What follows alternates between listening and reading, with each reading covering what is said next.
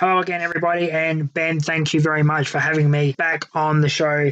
As regular, I was away last week, hence why I wasn't on to do my review, but we will continue from where we left off. It's now round 18 in the 2025 AFL season, and what a week it was in football. We are back to our regular scheduled programming of Thursday night, Friday night, 4 Saturday, and 3 Sunday, and we will kick off straight away with our Thursday night game. Thursday night footy in round 18 sees us at the Marvel Stadium, AFL House Marvel Stadium in Melbourne for Carlton versus Brisbane. And this was really a tale of two sides. Carlton, again, very much in the contest times, but Brisbane still showing their class. Carlton, a team who are looking very, very lost and very, very gone in terms of this season. They're more than lost. They lost a couple of weeks ago. They're gone now. They are really clinging on to life for finals. Not technically eliminated yet, but it is a big jump to the top 9. Brisbane are going to be a top 2 team this year at this rate. I don't see anything stopping that from happening. The Lions are one of the quality sides in the competition, along with teams such as Collingwood, Adelaide, Geelong, and GWS, who we'll get to later on during the round. So we'll go to the scores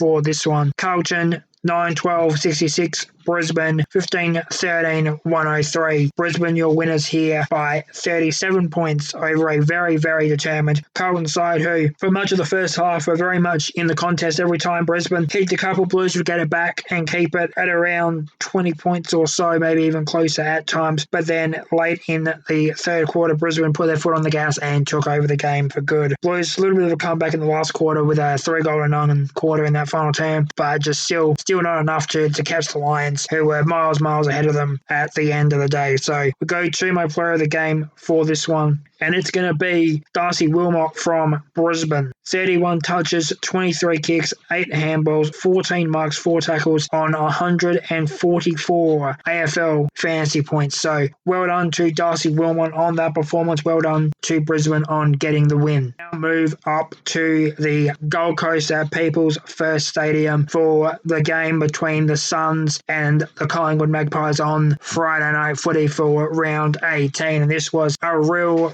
interesting games as we go through this match progression. So Gold Coast came out really strong in the first quarter. Very good in that first half. Gold Coast ending the first half 6 goals, 7. Collingwood only 8 points, no goals for Collingwood in the first half. And then Gold Coast built their lead up a little bit more start of the third quarter, getting 2 goals in the quarter. Collingwood finally get on the board, going 3-3 in the quarter, finishing the third at 3-11. Final quarter again changed a little bit. It was pretty much all Collingwood there. Got a really good run on during the quarter. 5 goals to the Pies in that quarter. They get a really strong run in the side of the quarter, even take the lead for a little while before Gold Coast close the door with 2 late ones for themselves. So your final score here is Gold Coast 10-9-69, Collingwood 8-15-63. Collingwood really ruining those missed chances that they had in that first half. They were all solid chances. None of them were kick and hope kind of opportunities. They're all very decent chances, but none of them go through. This game had shadows of their game they played against Hawthorn around a similar time last year too, in terms of how the game panned out for the Magpies. We'll go straight to my player of the game, and there's really only one winner for this one. From Gold Coast, Matt Rao. 2 goals, 32 touches, 16 kicks, 16 handballs, 1 mark, 13 tackles, so high pressure from Matt Rao gets him a BJ Footy Show triple-double and 140 AFL Fantasy. Matt Rao with a great performance, steering Gold Coast to the win over Collingwood. Now go back to back. I think that's 4 back-to-backs in a row there for Saturday footy. We are starting back at Marvel Stadium for Western Bulldogs versus Adelaide, and this game was one that was a must-win for both sides in terms of where they want to put themselves on the table. So Western Bulldogs team just sitting inside the 8th side of this game. Adelaide looking for a top 4 opportunity come end of the year. Adelaide, better team on the day. Better team on the day against the Western Bulldogs. Really good start by the Crows. Really good holding by the Crows as well. Final scores in this one. Western Bulldogs 15-8-98. Adelaide 16-13 109. Adelaide winning by 11 points in the final close from the Bulldogs, just coming up a little short. But it was an interesting game because it was one of those games where we see a lot of this from Western Bulldogs where they start real well, they start real high, and then they just let the opposition come back over them. And it's a push-pull kind of game. It's everything the opposition does for the Bulldogs. They get a few back. The opposition pushes the score out again. They get a couple back again. That's what happened throughout this game. Up and down, Adelaide fluctuating between just over 20-point margin and short of 2 goals for most of the game. Whenever Bulldogs would score, Crows would get back to that comfortable 3-4 goal margin, and then Bulldogs would come back into it. So Bulldogs, they need to take these opportunities. They had a really good start in the first quarter, fell away late in the first, let the Crows get a little bit of a foothold in the game, and that's where it went away from them. When the Crows started to get the game going on their terms and get their players and their ball movement going on their terms, game moved away from Western Bulldogs. But still, against the Crows, a very, very good effort from the Doggies. Player of the game in this one, there can only really be one answer in such a close game. When you see a bag, it has to go to the bag. Riley Thilthorpe, 6 goals, 17 touches, 13 kicks, 4 handballs, 9 marks, 2 tackles, 2 hit-outs, and 122 AFL Fantasy for the Adelaide Crows to close that game on the Western Bulldogs. We now move straight into our second game on the Saturday. It is between the GWS Giants and the Geelong Cats at Energy Stadium in West Sydney. GWS, very, very good matchup against Geelong. When they play them, they've had the edge the last couple of times, and they do again here. West Sydney Giants, 17-9, 111. Geelong, 13-7, 85. So Western Sydney Giants holding over Geelong once again. Geelong do get a really good start in the first quarter, kicking 4-2 in that first quarter, but then from then on out, it started to just slowly, it wasn't a big, gradual pull. It was a slow, intense, grinded out kind of game where GWS just had the fall of the ball, the bounce of the footy, whatever you want to call it, just going their way more often than not. Geelong mid-third, they close it to under 20 points before GWS put the gas down again and run away with this one here. So very, very good win here for GWS. That keeps them in the A. That puts them in 7th at the moment at the close of round 18. Western Bulldogs are falling out of the 8 because of their loss to the Crows, and Geelong now falling to 4th with Adelaide jumping over them with the win over the Doggies. But we have to get to the most important part, and that is the player of the game. And as I said about bags, when you see a bag, you have to give the bag. And in this game, it was Aaron Cadman from GWS, 104 AFL Fantasy, 6 goals, 15 touches, 13 kicks, 2 handball, 8 marks, and 1 tackle. Cadman, a real rising star in this second half of the season so far. Let's see if he can keep going in this vein of form, because if he does, goals galore, and it will get GWS up the 8 and in safely to finals. So GWS, big win there. Geelong, as I said earlier, GWS always seem to have a good matchup against Geelong. I don't know why, it's just the way it is, but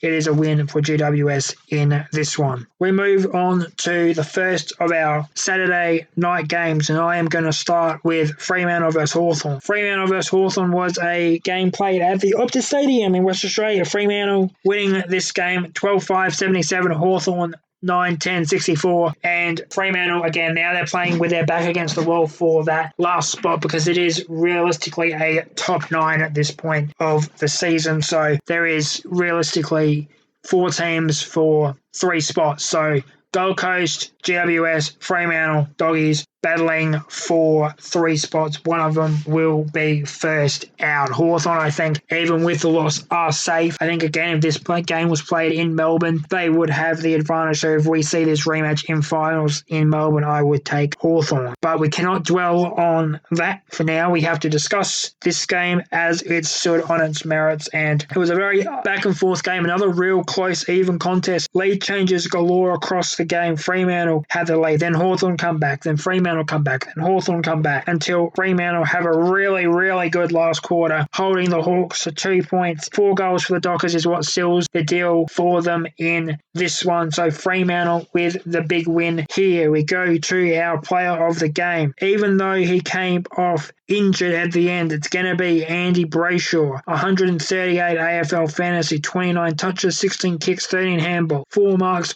14 tackles. Great pressure there from Brayshaw, another triple-double on the BJ Footy Show this week for round 18. I think this is the first time we've had 2 triple doubles in a round. So Andy Brayshaw getting that one, getting Fremantle over the line and sacrificing his body in the process, which is, well, it sucks to be injured. It's what we love to see from our athletes. So well done, Fremantle. Well done, Andy Brayshaw, on that effort. Now we move to a rather lackluster game, a rather disappointing game. I don't know why I stuck watching it when I could have watched Fremantle versus Hawthorn, but I did, so I could bring you this coverage. We have Richmond versus Essendon from the MCG, and this was, as I said, a real lackluster performance from both sides. Final scores in this one, so we get it out the way here. Richmond 6-10-46, Essendon 4-13-37. Richmond are winners by 9 points. Essendon kicked 3 goals straight in the first quarter. Richmond 3 goals, 4, and then absolutely everything went silent. I thought we were armed up for a real good game of footy, but we fell to radio silent in the second quarter. No goals for either side in the second quarter. Essendon 6 points, Richmond 1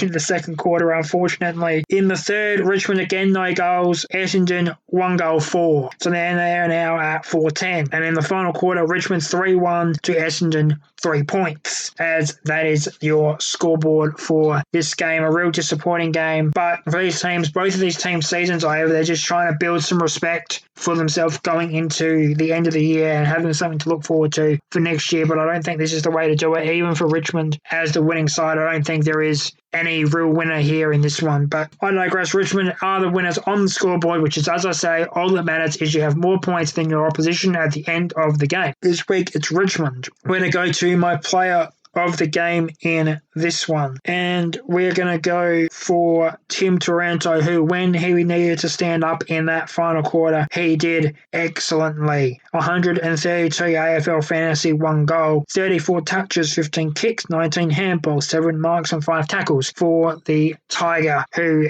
is one of the veterans on that side, keeping these young guys propelled towards a good end to the year. So Taranto, player of the game in this one. So Richmond, your winners here over the Bombers by 9 points. Straight into the Sunday action, 3 games. As I said, on the Sunday we start with Melbourne versus North Melbourne in a real, I wouldn't say a close game, but an interesting game from a scoreboard perspective. Very, very tight through at least the first 3.5 quarters. North were able to keep Melbourne under control. Melbourne had a small lead after about halfway through that third quarter and then just put the hammer down on North Melbourne. Now, I didn't actually watch this game. I was watching Derek Lewis knock a man out in 35 seconds in the UFC while this was going on. From what I can see, Melbourne just gradually pulling away in this one, which is very, very similar to most North Melbourne games, where North Melbourne are competitive for a quarter and a half, maybe 2.5 quarters before the opposition shows their class and pulls away from the Kangas. Final scores in this one: Melbourne 18-11, 119. North Melbourne 12-11, 83. And that's just the difference in that final quarter is, well, by standards, North Melbourne had a very good last quarter, 4 goals in that last quarter for North Melbourne, but just not able to hang with Melbourne in that back end of the third, and then Melbourne goes 7-2 in the last to really hammer home their advantage. We'll go to my player of the game in this one. I'll see if anyone kicked the bag. Not really. So we're going to go and give the player of the game in this one to Melbourne's Christian Petracca. 105 AFL Fantasy, 1 goal, 31 touches, 11 kicks, 20 handballs, 5 marks, 3 tackles for Christian Petracca, keeping Melbourne on track throughout this game and getting a comfortable win in the end there. Second game on Sunday was St Kilda versus Sydney. I was watching the other game that we'll get to in a minute between Port Adelaide and West Coast, but St Kilda versus Sydney. Very, very interesting game in its own right. Sydney able to get a good lead in that first quarter, but a good lead for this game being a 1-goal lead. It was a very close game all throughout. So Sydney 5-goal first quarter, St Kilda 4-goal first quarter. And then we get to where the game changes. St Kilda hold Sydney to 3 points in the second quarter and add 3-goal 4 of their own. St Kilda then third quarter, 11-8 is their end of the third quarter. So another 4 quarter for St Kilda, Sydney adding 4-1 on their own. Then in the final quarter, St Kilda 2 goals, 1, Sydney 5 goal, 1. What is real interesting about this game is just looking at the match worm. Every time that St Kilda kicked a goal, Sydney would answer back very, very quickly, almost instantly, almost pretty much straight out of clearance by the Swannies, and that's what really presses teams to ramp up the pressure and do or die under that pressure in footy. So Sydney ramp up the pressure in that do or die situation, and they win in the end. St Kilda just not able to withstand the relenting pressure on goal from the Swannies, as our final scores are St Kilda 13-9-87, Sydney 14-8-92. So Sydney winning this one at Marvel by 5 points. I'm going to go straight to my player of the game here, and it's going to be a Sydney Swan. It's going to be from St Kilda. It's going to be Jack Steele from St Kilda, 136 AFL Fantasy. 1 goal, 25 touches, 12 kicks, 13 handballs, 8 marks, 13 tackles. So a lot of pressure from him there. Another triple-double, third triple-double we have this week. There's a lot of other high achievers, but Jack Macrae also ended up with a triple-double as well. So 20 touches for Jack Macrae, 10 kicks, 10 handballs, and 11 tackles for Jack Macrae as well. So there were 2 triple-doubles in that game that I can see. I don't think anybody else would score a triple-double. No. So 2 triple-doubles in that game. My vote goes to Jack Steele. And we now move on to our final game. Your winner in this one here was Sydney by 5 points, 92-87. Final game of round 18 is at Adelaide Oval between Port Adelaide and West Coast. And West Coast started off really, really strong in this one. West Coast 6-goal first quarter for the Eagles. And then that's where the magic kind of stopped, is just early in that second quarter. Port Adelaide came back and started to claw back into the game. Half-time, West Coast still led, but then three-quarter time, West Coast just in the lead. And then the final quarter, West Coast run out of legs, run out of patience, and Port Adelaide cruise away with a 5-goal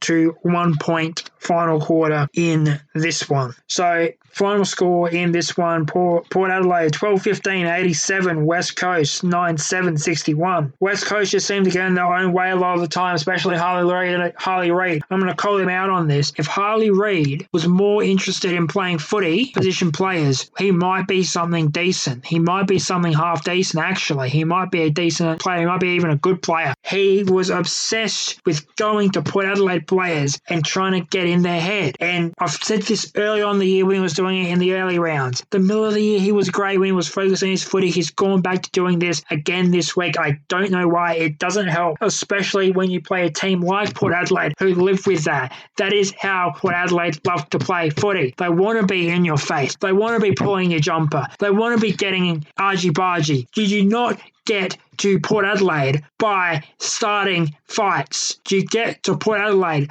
by ignoring that is how you beat Port Adelaide? Because the moment that Harley Reid started was the moment that Port Adelaide took control of that game in the last quarter. And I'm going to be hard on him every time he does this now on the BJ Footy Show, because I've had enough of Harley Reid thinking he's the best thing ever when he's more interested in starting fights than playing football. But we will get now to my player of the game, which is going to be, there is really only one choice in this one. Zach Butters from Port Adelaide, 125 AFL Fantasy, 38 touches, 21 kicks, 17 handballs, 6 marks and 2 tackles to end our player of the games for round 18. 18 now in the books. Let's have a look at round 19, and we start on Thursday night with Essendon versus GWS. Essendon have lost couple more players, so they might have to blow a few more new guys this weekend against GWS. I think GWS are going to be very strong, and they're going to beat Essendon quite comfortably. I'm going to say GWS win by 70 points. On Thursday night footy. Friday night footy is a good one at the Gabba between Brisbane and the Western Bulldogs. Western Bulldogs going to have to up their game. Can't play push me, pull me against a team like Brisbane like they did with Adelaide. We see how that burns them in the end. But I think that's how it's going to go. Brisbane win this one on Friday night. Jumping into the Saturday games. First up at the University of Tasmania Stadium in Launceston is Hawthorn versus Port Adelaide. And I think that it will be Hawthorn winning this one, I think, by a comfortable margin. Not a big margin, but I think a 5-6 goal win. They are held by the game being in Tasmania. Next up at the SCG is Sydney versus North Melbourne. North Melbourne, I think, are going to be in this game at the start, and then Sydney are going to run away in the back end of it. So Sydney winning this one after North have another great start. Then we have the first of our Saturday night games between Carlton and Melbourne. This one's a really tough one to call. I think this may be one of the matches of the round. We've obviously got Brisbane versus Western Bulldogs, and we have also got this. So this could be, while they're not top teams, this is going to be another great watch on the Saturday night between Carlton and Melbourne. This one's a tough one to call. It is at the MCG, so no one really favoured here. Carlton are the home team, but with their current form and Melbourne's current form, I'm going to take Melbourne. Second game on the Saturday night is between West Coast and Richmond, and I will be watching this one like an eagle with my eyes on Harley Reid. If Harley Reid wants to show up and play football, West Coast win this one comfortably. If Harley Reid wants to show up and get in the head of the Richmond kids, then this is going to be a real scrappy game. This is going to be Richmond versus Essendon all over again. With that said, though, I'm still going to take West Coast. Moving on to Sunday for round 19. First up at the Cattery, Geelong versus St Kilda. I think this one goes the way of the Cats. I've had a bit of a tough luck on form the last couple of weeks with GWS in round 18 and then having a couple of easy ones beating Richmond round 17. So another tough test this week, but they should get over St Kilda down at the Cattery. The mid-afternoon game is at the MCG. Collingwood versus Fremantle. This one, I think Fremantle's going to put in a real great showing, but I think Collingwood will get the double over the Dockers this year after their earlier win against them in West Australia. Then the late game in round 19 is Adelaide versus Gold Coast. That'll start at 4:10 South Australian time, and Adelaide are going to get their revenge on the Suns here. I think over the course of this year, I think Adelaide has developed into the better side, and I think that they're going to be too good for Gold Coast at Adelaide Oval. So to recap my picks for round 19, we have GWS beating Essendon by 70. We have Brisbane, we have Hawthorn, we have Sydney, we have Melbourne, we have West Coast, we have Geelong, we have Collingwood, and we have Adelaide. So, ladies and gentlemen, that is all I have for you on this catch-up of round 18 and a look into round 19. Ben, as always, thank you for having me on the show. It's great to be back, and I will catch you all next week with my thoughts on this week's games.